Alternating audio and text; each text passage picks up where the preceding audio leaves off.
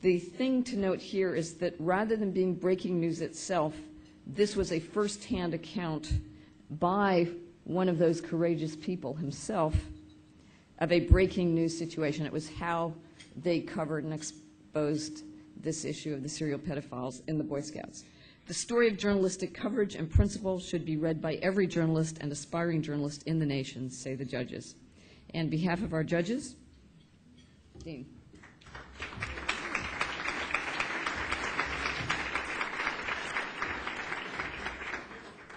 Usually when a guy like me shows up at a place like this in a bow tie, Mater D hollers, "You're late for work," and hands him a tray.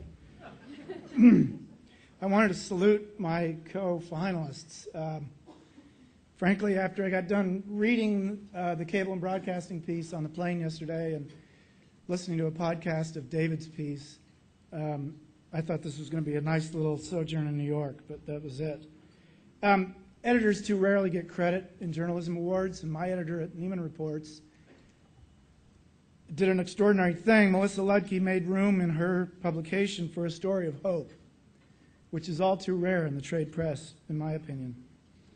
Executives in the news media are even more rarely recognized, and I have a lion-hearted publisher at my paper who took enormous risks on behalf of the weakest members of our community.